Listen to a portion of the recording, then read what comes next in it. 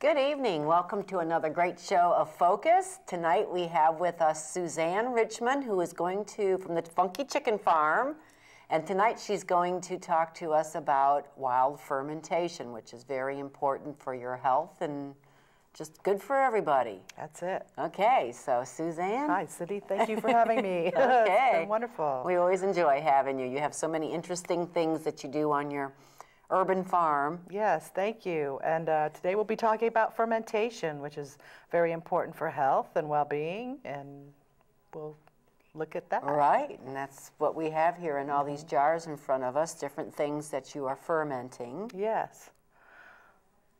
So this one, we could get right into it. This is a Chev cheese made from goat's milk. We make all these at the farm, and we also bring them to the Brevard County Farmers Market on occasion. This is wonderful, made from a raw goat milk. And then here we have a cow milk yogurt made from yogurt culture from Russia. This is very nice and tart and sets up very well at room temperature. And it doesn't have to be refrigerated because it is fermented and in a airtight jar, right? Exactly. But it is nice. The yogurt will continue to get more sour as the days progress. So at a certain point, you may want to put it into the refrigerator to slow the fermentation. It only slows it, it doesn't stop it completely? Exactly. Okay. And that will be the case for any type of fermentation. So like a fresh yogurt like this, how long will that last in your refrigerator? Oh, 6 weeks or more. Oh, okay. Yeah, okay. It's very stable. And without becoming very, very strong, like you said, get more and more sour? Or? Right, it will become more sour, but some people really, really like that. And it's more increased lactobacillus that will assist your system in digestion. Okay. Yeah. Then here we have a jar of fermented vegetables. In this case, we have chopped cabbage, carrots, and apples, and I've even added some dried cranberries, and this is for the holiday season. It takes approximately 4 days for the vegetables to ferment in this jar, and this jar includes a lid with an airlock, and this allows the gases to escape without allowing the mold and bacterial spores from the air or yeast spores to enter the jar. This keeps the flavors nice and true without having any off flavors. Right, right, and it keeps it very fresh too. I want the viewers to notice that, you know, the vegetables, and you have apple chunks in there, which normally turn brown within just a few minutes of peeling them. Exactly. And you've got beautiful, crispy, fresh-looking fruits and vegetables in there. Exactly, and all we've done here is we've stuffed the jar full of the fruits and vegetables and added a brine water, which we will be demonstrating later. And the brine, the lactobacillus in the brine and on the vegetables will consume the salt. That's what it lives on. And it produces a beautifully pickled vegetable. And this is how vegetables were often preserved for long periods of time without refrigeration or heat. Right. So this particular one's going to have kind of a sweet sour flavor? Exactly. Yeah, the apples, sounds yummy. Yeah, the apples are nice and crunchy, and the cranberries are going to absorb the salty solution and become a little more tart. And this is going to be really good. I'm looking forward to trying this one. That looks good. Yes, and then over here, okra grows very well in the South, and often people don't know what to do with it because it is a slimy vegetable. However, if you pickle it, it's divine. It doesn't have the slime factor as when you cook it.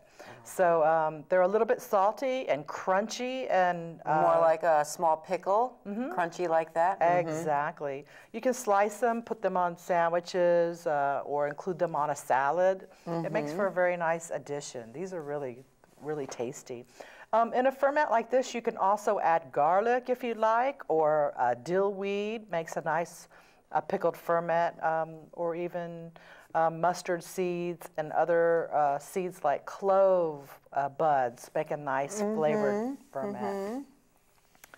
And then this is the jar, which we do make and sell these at the farm. This is the wild fermenter jar, which does the job of this, and it has all the components that you can make your own vegetable ferments. Right, and we'll get more into that second half of the show when you do a demonstration for us. Definitely. Okay. Another ferment that we like to make at the farm is water kefir.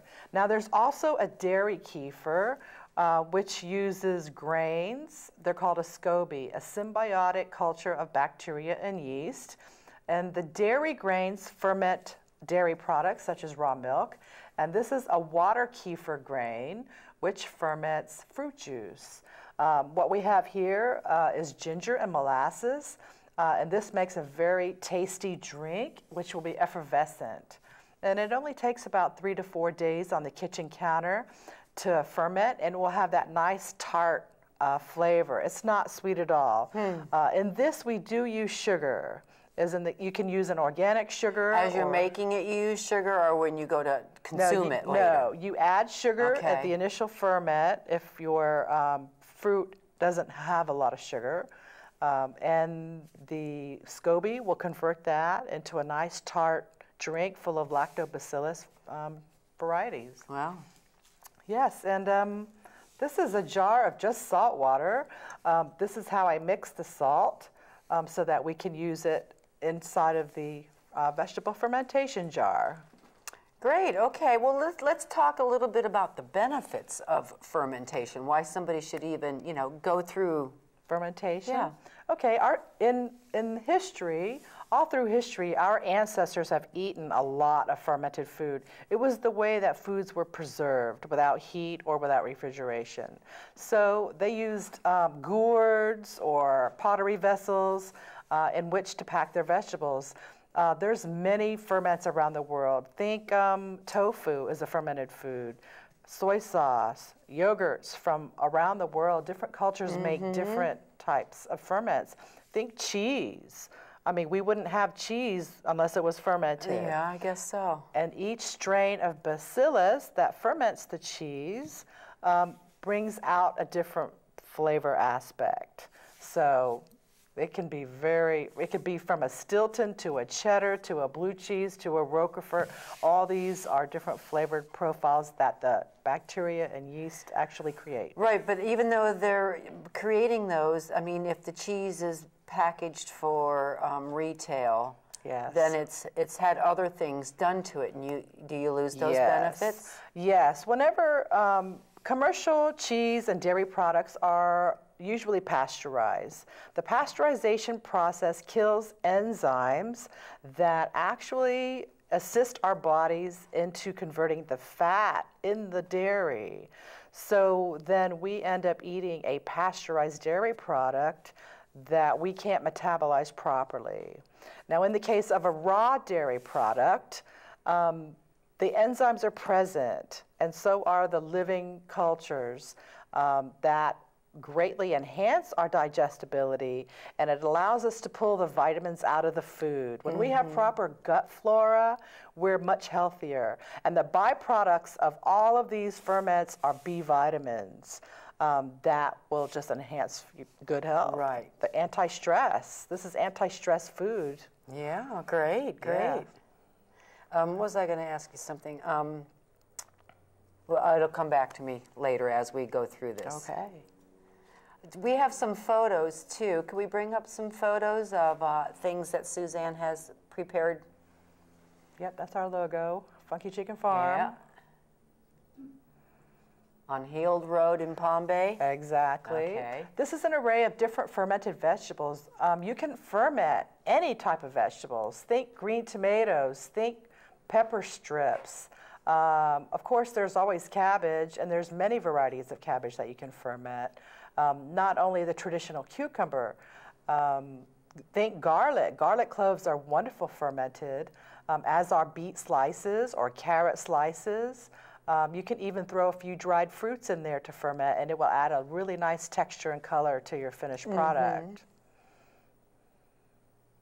This is Chev cheese, and it has been rolled in a toasted garlic, and it's being used as a spread on the croissant. So that's like your goat cheese that you showed us in the jar? It's similar to the goat cheese that I have in the jar. This would be a pressed goat cheese. Okay. These are different ferment jars, and the one These are the ones that I've created. The one on the left is radishes. Radishes are very good fermented, and who would have thought to ferment a radish, you know? Really? Excuse me, the jar on the right is onions and carrots and cabbage. Vidalia onions make a beautiful ferment. Not strong, more on the sweet side, but you get that beautiful oniony bouquet. Right, yeah. That sounds very good.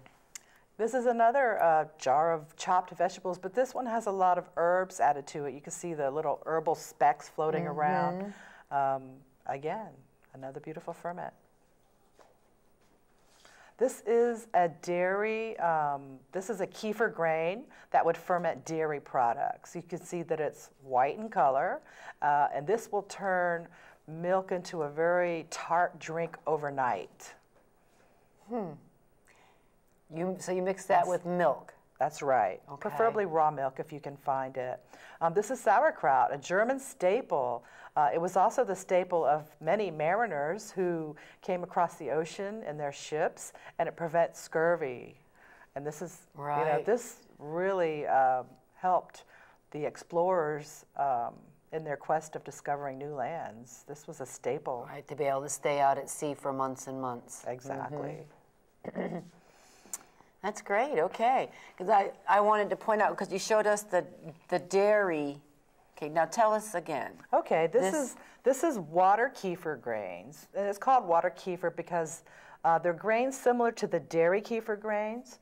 However, this will ferment a fruit juice. Okay. So you can use any type of fruit juice. Blueberries make a beautiful ferment. You can whir them up in a blender and then just add them to the jar with some water and some sugar and add your kefir grains and allow it to ferment for 3 to 4 days on the kitchen counter. Right. And it will create a beautiful, sparkling, tart drink that is loaded with a lactobacillus. Which is great, because some people don't enjoy sauerkraut or pickles. Exactly. So if they don't like that flavor, they can still get the benefits by creating a drink like Exactly. And the beautiful part about it is you only need to consume a little bit every day to give your digestive system the benefits of having eaten this. Right, getting those probiotics in there. Exactly. So then the milk, okay, so then you can buy this stuff also for dairy. And you said yes, you add it kefir to grains. milk. Okay. Yeah, and you would add it to milk. And then, so doesn't your milk start to taste like yogurt when you do that? Or? It's more